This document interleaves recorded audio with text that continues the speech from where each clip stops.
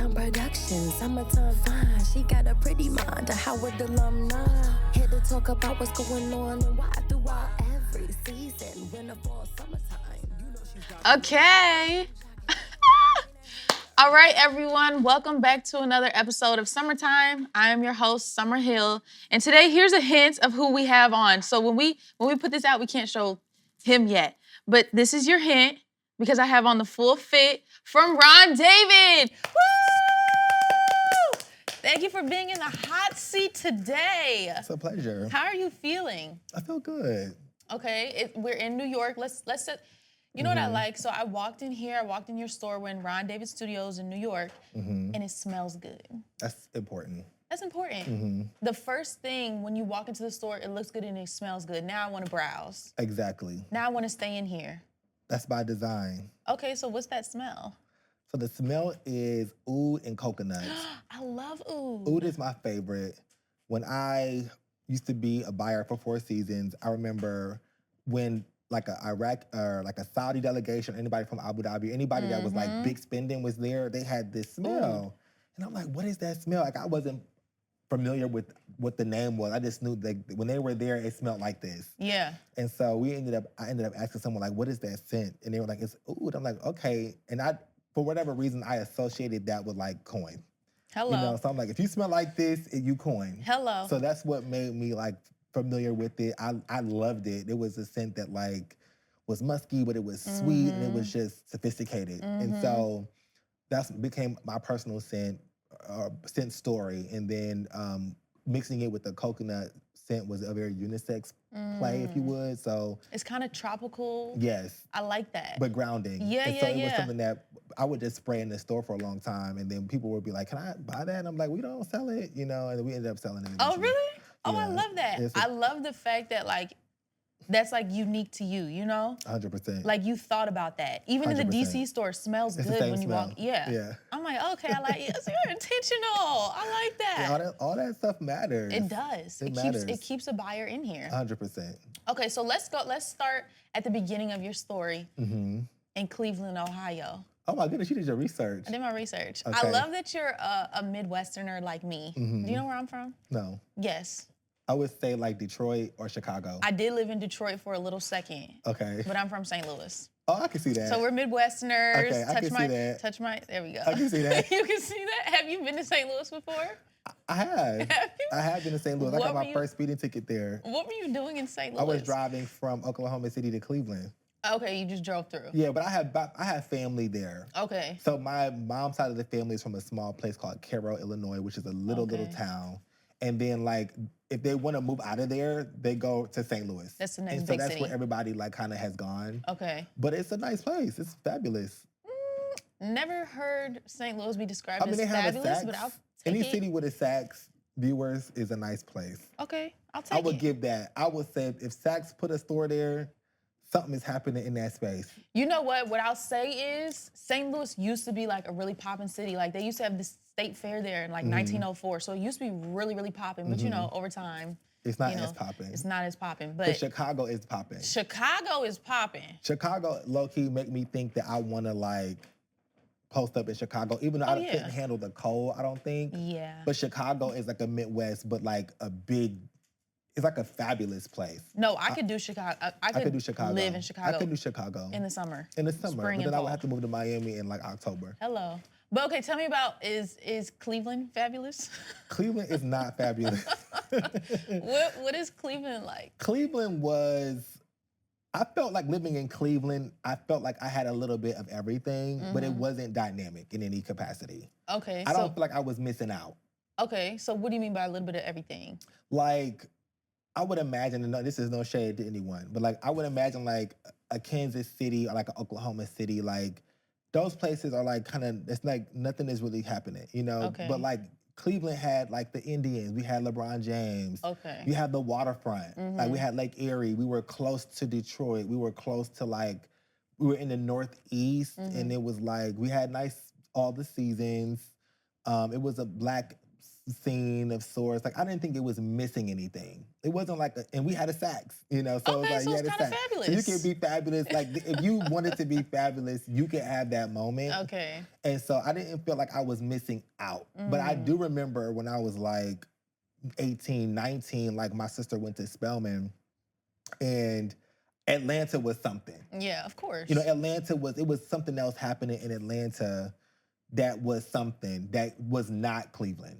You know, and so that's what kind of made me feel like, and then I also living in DC, I felt like Cleveland did not have an identity, like a cultural identity that I felt like I could resonate with.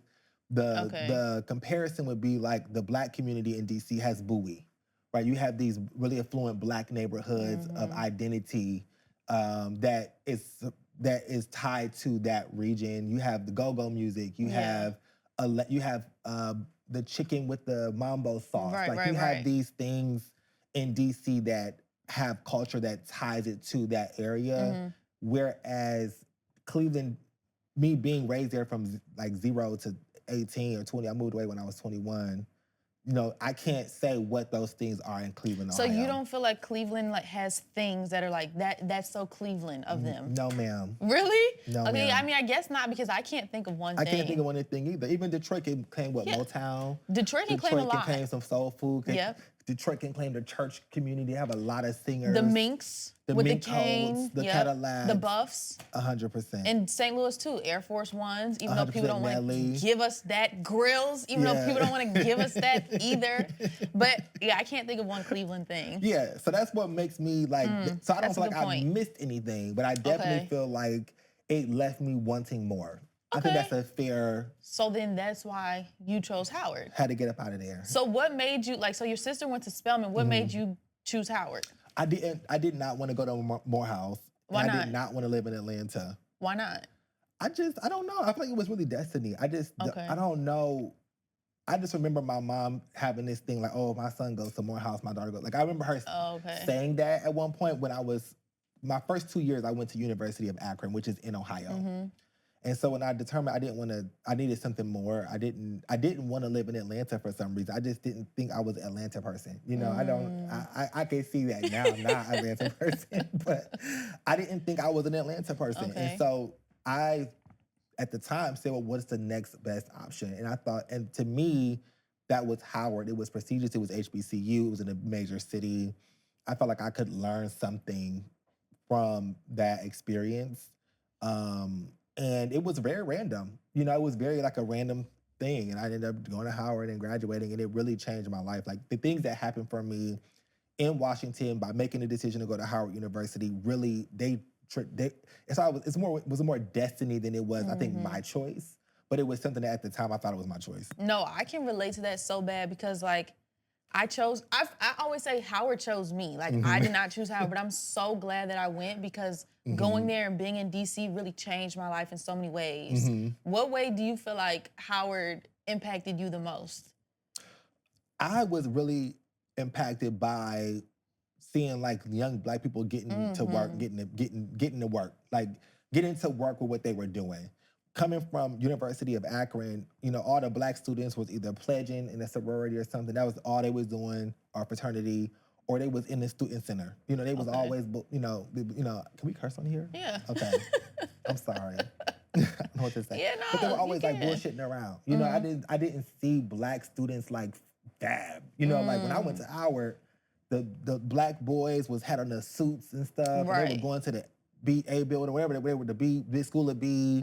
The girls was cute. They was put on something, and I didn't understand at the time that Black people, Blackness, you have to show up in a different way. You don't have the luxury of a sweatpant. Right. You don't have the luxury of that. Hell no. You know, and I think that's why you see people like, you know, Kamala Harris and unlimited list of excellent people that come out of Howard University, an unlimited list that come out of Spelman College, an unlimited list, because it teaches you how to show up. It's not limited to fashion or how you dress, but it's a mindset. Yep. And I think that was something that helped me like get to it. DC was also expensive. You know, like it pulled out that hustle. You know what I'm saying? Like you can't be I feel like Atlanta, you can bullshit. You know, you could be bullshitting around. You know what I'm saying? You can't do that in Washington. No, you can't. You can't because everyone around you is going to be on their business, so you have to be on yours too. But you want to know a little bit of disappointing news, just a little bit. So I was a professor at Howard last year. Guess what? What happened? Students were coming to class in pajamas. I said, listen, we don't do that here. That's not what we do. Y'all need to go get dressed. Now, the class was at 5 p.m., so like it may have been, you know. but that's not, you still got to put on some clothes. Yeah, it ain't that time. When I got to Howard, I was intimidated because I was like, oh Lord, like, you really got to dress. Like, you really got to step every day. So I had to remind them. So hopefully they got it back. We got to keep on them. The legacy, that's it. It matters. It matters. It matters. And that's the kind of stuff to me that you don't learn in school, but you learn in school. Yeah. It's around you. It gets instilled in you. 100%. So when did you start really looking into fashion? Like, when did that become a thing for you? So when I was in high school, that was kind of like the thing that people knew me for. Like, I could always dress well. It was in the age of like Kanye West and the backpacks and the Louboutin backpacks and the blazer. Like, it was in that era. Okay, that was a time. And so I identified to that. I felt like I wasn't an urban-y person, you know, but I wasn't like a preppy person. I was very like real honest with my personal style, like who I was. And I felt like that style was something that I was like, oh my God, this is me. Like, this is a way that I can embrace my appearance. And so I embraced that, and I ended up having this friend. His name is Edwin Stafford. We not best friends anymore. Oh, Edwin. Good guy, I love him so much. He's my first ever best friend. Oh. But he was like living in Atlanta. He was really into fashion. And so he like, I have to give him a lot of credit because he was probably one of the first people that was like, take this to the tailor. You know, like, don't just wear it off the rack. Right. You know what I'm saying? Right. He was the same age as me, but like, he was in a bigger city. He just was exposed to more. And so, so like he was one of the people that kind of showed me that. And then as I got into college, that summer I worked at this store called Next. And Next was in Beechwood Mall. Beechwood was a nice mall. And in that store, like, all the NBA players shopped there. All the little drug boys shopped there. And they used to buy the little Evisu jeans and the True Religions and the butter, like all this stuff. And so they would always come to me. And I didn't think my style was that all like that, but they just would be like, yo, have him. Yeah, you just got the eye. Yeah, have him put your look together. And so after doing that the whole summer, I was like, damn, I have something. And like, people, they like me, you know, they want. And so I remember Latrice, who was the store manager, I never forget her name. She was urban, but she was so excellent in the same way. Okay. I learned a lot from her. And then going into college, I was in the fashion clubs.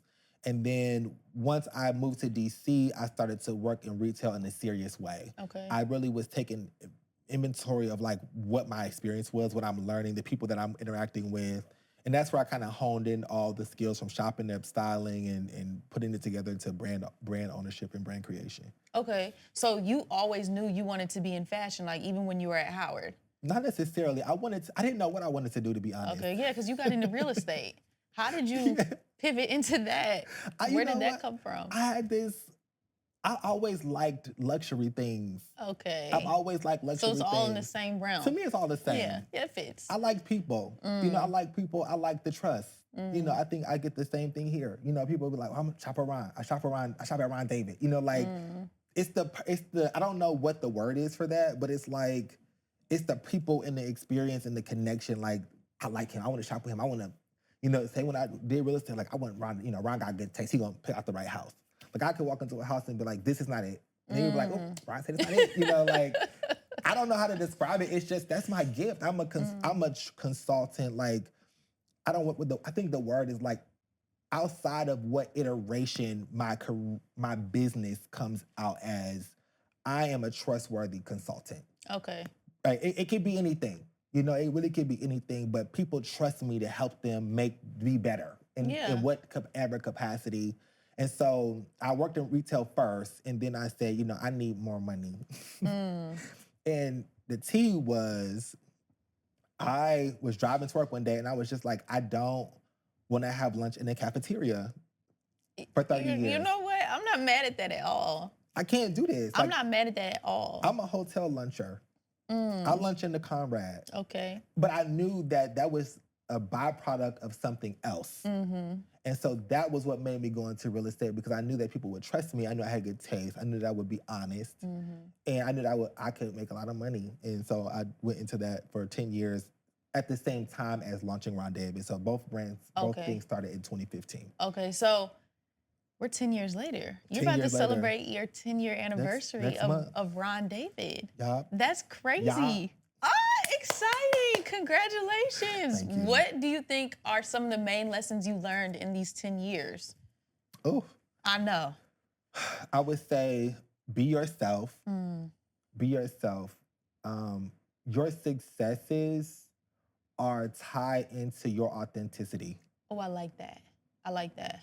How long did it take for you to start seeing the success? I would say, man, when I first started my brand, we made money immediately. Like the first weekend, we made profit. Like we sold out the stuff. And I was like, damn, I'm onto something, but I had been doing it. That's another thing a lot of entrepreneurs, you can't just pull out something out of your ass. Yeah. You know what I'm saying? Like I had been fly. I had been credible. I had been professional. So when I said I was doing a fashion business, it wasn't like, oh, he's just doing something else. It has been a lifetime, even though I was only 26, 27, of building up to this. It was like my life always underwrote that I was a fashion person. But definitely be yourself. Save your money. There's no way that you can do anything unless you have money. I could not come to New York and do this without money. Yeah, no, it's not possible. And this, although even though this is what it is, like people can come to this and we say, like, I use this term, they feel a release. Like people feel a release to shop off nothing because they just think like, who is this brand? Like, I don't know this. What other brand, Black owned, is sitting on Orchard Street with a 3-story building? None. There's none. Oh, I love that for you. I love that for you. But it takes money and it takes credit. Yeah. And it takes cash in the bank. Yeah. And so a lot of the times when my peers were shaking their ass in Cancun and shaking their ass, on spring break, I saved my money. You were sacrificing. I sacrificed, and I can look now and know that that's what it takes to do something. So save your money, be yourself, and I think just enjoy the process of your business. Like I love my stores. I love the people. I'm not interested in being like a wonder on Instagram. It would be nice, but it's not my goal. And I think that's what makes me happy to come to work every day, is to be able to do this what I love. Oh, I love that for you. Oh, congratulations. What the people do this? What the people do this. now? Yeah. There you go. So I can relate to this in a sense that so your brand is you. You are the brand. I mean, it's also clothing and real estate and other things, but you are the brand. And you were able to build that because this was you before the brand, right? 100%. Like Summertime is the brand. And I was this before Summertime. You know what I'm saying? So do you ever feel like you can separate yourself from the brand, or is it just always one thing? That's a good question. I don't know. I don't think I am the brand at the end of the day, but I think it helps. That is also a great way to center myself. When I was opening up my cafe, I had never opened up a cafe before. I never had a food and beverage entity. And I was like, oh, it gotta be orange, in a big Ron David cafe. And I'm just like, that's not me. I'm a mid-century chandelier. I'm a black, who I am is what it is. And so me trying to come out like a McDonald's, or come out like something else is not me. That's not what I'm putting in the world. And so that is a cause of centering, right? To understand, always find back to your to your center point. Oh, I like that. And I think that is what allows you to keep trugging authentically through your business moves. Yeah, so when you go home and when it's just you, this is still you. Yeah. This is still what you eat, breathe, sleep. Yeah. Oh, I love that for you. Yeah, I'm always gonna sit on I'm always gonna sit on a soft chair. Okay. I don't have no hard chairs in my home. I don't have no hard chairs in my business. That's me. I don't sit on no hard chairs. So that's a part of me. What I'm saying? I like color. I like interesting artwork. That's here. I have stacks of magazines in my home. I have stacks of magazines in my business. You know, And you get to bring, like, when people come in here, like, not only are they meeting the store, but they're meeting you through the store. 100%. Like, even when you're, I gotta tell you how we met. Yeah. Okay, so let me. I'm tickled at that. Viewers, I'm tickled. Okay. Why are you tickled? 'Cause I don't remember. But I feel like I would have remembered. No, you may not, because, okay, so When was this was this? 2023, 2 years ago. Okay. This was the day before my housewarming and my birthday. And I was walking down Union Market, and my housewarming and my birthday were the next day. Mm-hmm. And I had an outfit, and I was so upset because I tried it on and I did not like it. I was like, I can't wear this to my housewarming and my birthday. Like, this is about to be a big event. Like, this is like people about to step into my home for the first time, celebrate my birthday, and I'm not gonna like my outfit. Like, that's not okay. So I was just gonna say, like, fuck it and just wear it. Okay, well, anyway, I'm walking down Union Market, and I was going somewhere near your store. I had never been in there before, and I just walked past, and I was like, oh, let me step in. And you were in there, and I was like, I hate my outfit. My birthday's tomorrow, my housewarming's tomorrow, please help me. And you pulled out this dress, you're like, here, wear this. And I wore it, and it was so cute. It was so cute. You don't remember that? Oh, wait, now I gotta show you a picture of the dress because I feel like you have to see. It was black and white checkered. Okay. Do you remember this? This was definitely 2 years ago. So 2023 was when I opened up. Yeah, I think the store was fairly new. Yeah, we were kind of new in the area. Black and white checkers. Yes. You don't remember this? Well, if I see it, I'm I guess I'm not. I guess I wasn't being memorable that day, but I just know I was like, oh my gosh, what am I gonna do without? Here it is. Oh my God, I know this. This is sexy. Isn't that cute? Yeah, this is sexy. I put it on. I was like, yeah. different hair. Yeah. Come on now. Do you remember now? You look different. Do I? Yes. Oh, this is fab. Isn't that nice? That's a beautiful knit. Yeah. This was interesting because it was small. It had to work on a certain body. It did. Yeah, this wasn't And no it everybody did. dress. This is sexy. Isn't that cute? Look at you. Yeah, I was gonna wear this today, but I was like, you know what? I wore it for a big event already. I don't need to do it again. No, that's a hot piece. I know, I really like it. I really, really like it. So thank you for saving the housewarming and the birthday, because I was pissed. Oh, I was pissed. But okay, for the people in the back that don't know, tell them what curated means. Listen, Yes. y'all, curated means chosen and picked. So what does that mean to Specialty. you? Specialty, chosen and picked. So a curated store is what Ron David is. And what it is it's almost what I did as a buyer, except that I don't work with designers per se. I work with like factories/showrooms. And we work, and I pick through a large assortment of things. And I sometimes edit them, sometimes I take them as they are, but we do it as an in-house brand. It's the same as like Saks house brand. Like Saks Fifth Avenue has a house brand, or Barney's had a house brand. That's what this is. It's just really, really, really nice. It's not like basics. And so I think sometimes people have been like, I don't want to say people have been confused because my business is successful, but like people will be like, they don't understand what that means. But basically I work with like 4 or 5 different factories who have my general aesthetic, and then I pick through whatever they're producing and I choose what I want. And then we do that through our store label. So that's what curated means. I do design things in the store, but that's probably like 10% of it. Because I also design my handbags. I have handbag line that I first started with in 2015, 16, 17. They're coming back this year. But that has been like my strength. I enjoy that. And it's something that I'm able to do at a high level. And I remember some people I had some boy come to me in DC actually this weekend and was like, I want to start a clothing line.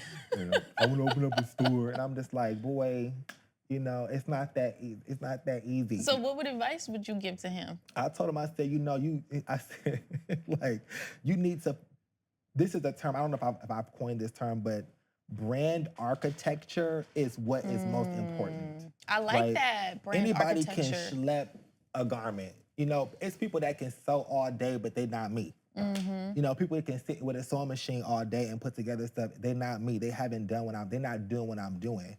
So that does not equal a brand. It does not equal success. It doesn't equal sell-through. It doesn't equal brand synergy with the customer. that is what people need to focus on first, out in addition to a product. If we look at people like Miss Beyonce, who you have to always say Miss, Miss Beyonce or Hailey Bieber or any of these people, they're not sewing clothes. They are providing a brand that people want to buy into. That is the magic, you know, and it doesn't matter about the cost of the garment or the cost of anything. I just posted this morning about the Louis Vuitton lipstick, which is $160 bucks. It ain't no way you can shake your tits around and make $100 lipstick. It's not possible. It don't cost that much. It doesn't matter that it costs that much. It's just the customer. It's the experience. It's the brand.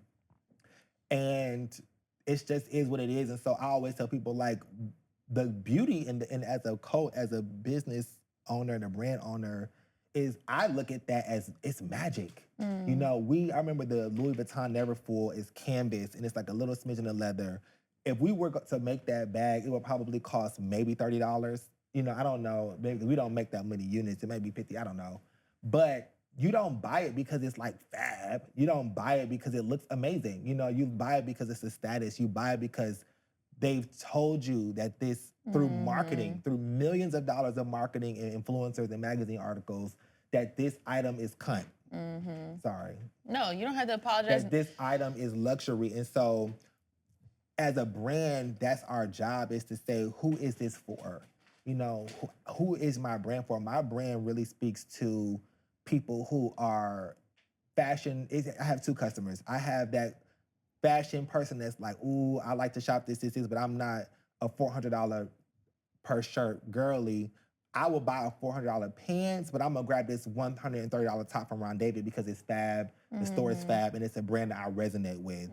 And we also have those ladies who are like my business owners, my boss women, who are like, they are kind of conservative, but they want stuff that they can pop out in that's like fun, and they're sensible in their spending. They're not a $900 dress person, but they are $230, they're a $295 girl, and that's who my brand is for.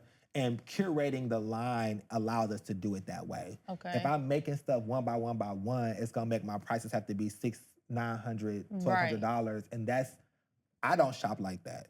That's first of all. And I have the money to shop anywhere, and I do not. Right, I will spend $1,000 maybe on a handbag, but I'm not buying nothing for $900, not no shirt. You know what I'm saying? So I have curated the brand to be for my customers.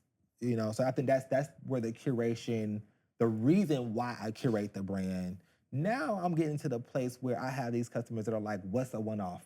Like, what's upstairs? And then I'll have a couple pieces for them upstairs. Okay. And those are things I design, I can design, like stuff that's on the racks I've designed, you know, but the curation comes for, it's a reason behind it, and it's also like what the story is as well. Okay, so they're paying for you to have the eye, essentially, basically, in the brand. I love that. And the experience. And the experience. You know, we pay the oud. 100%. All of it. The art, the staff. I pay my staff really, really well. They're paid more than anybody else. You know. Good. You know, and that's something that is important. You know, that high level experience is more than the price tag. How many times have you gone to somewhere and spent a lot of money and you really didn't get a nice experience? Yeah, and that's the worst. Like, I hate spending money on bad experiences. I'm big on the full experience. Like, from the moment I walk in to the moment I walk out. If I'm about to spend money in here, especially if it's a lot of money, it's got to be chef's kiss. It better be chef's kiss. It better be chef's kiss. But even think about it like this. Even if the experience is not bad, it's just meh. You know, like, I'm not coming back. Yeah, it's just like you could have went to Target. It's mad. Yeah. You know, like, it's just hey, how can I help you? Okay, thank you, sweetheart. You know, it's like hardly. Yeah, hardly. You know, you don't get nobody to walk you through the store. So that's what our clients pay for, and we offer them a really high level experience. Okay, so what do you think about like the fast fashion, like the Sheins and the Fashion Novas and those? Okay, I have a 2-part response to that. Okay. I think that everybody is not rich. Right. Can we please put that in the world? Right. Most girls and guys are not making $100,000, $200,000, $300,000. They're not making $10,000, $20,000 a month. So where are they shopping? They're not buying a $900. If I was their financial person, you're not a Saks girl in this season of your life. And that's okay. And that's okay. And that's okay. I think that there needs to be places for everybody. I think the majority of the world needs that moment. And I think, I don't discredit that. I think you know. But I'm not coming against fast fashion. You know, I think that we live in this pseudo world of everybody got coins, and Yeah, it's they not, wanna right. and that's not the truth. And Yeah. I think that the girls need a little $8 top. Yeah. For your vacation. Get you an $8 top, Yeah, boo. I will give me some swimsuits off of there. Yeah. But the only And it thing be is it just cute. doesn't last. It don't last. I think after one wear. I saw Rick Owens, somebody posted something that Rick Owens said, like, buy less. I think if you are that person, then I think that's a lifestyle thing. If you really want to be that girl, and then when I say girl, that means guys and girls. Mm-hmm. If you want to be that person, then I think that's a lifestyle thing. And I'm trying that a little bit, just having a capsule wardrobe. Wear your stuff over and over again. Yeah. You know, like, hey. That's real too.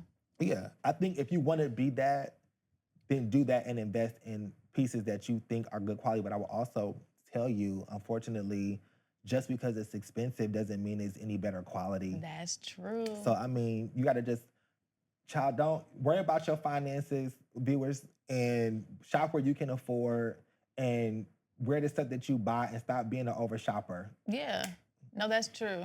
That's true because that's what I got to say about we that. overconsume sometimes. Yeah, I know I do sometimes. Shop where you can afford to shop at and feel cunt.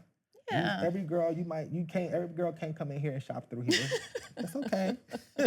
Shop where you can shop. Yeah. Okay, so what do we have to look forward to? What do you have coming up? Keep in mind, this will probably come out in September. Good. Okay, so September is actually our 10-year anniversary. Right. We launched September 2015, and I can't believe it's been 10 years. I know. So we have our 10-year anniversary coming up. We're going to be activating 10-year anniversary experiences with Howard Homecoming, which is in October. Yay. What are you going to do at Homecoming? You know, we still under the works. Okay, call me.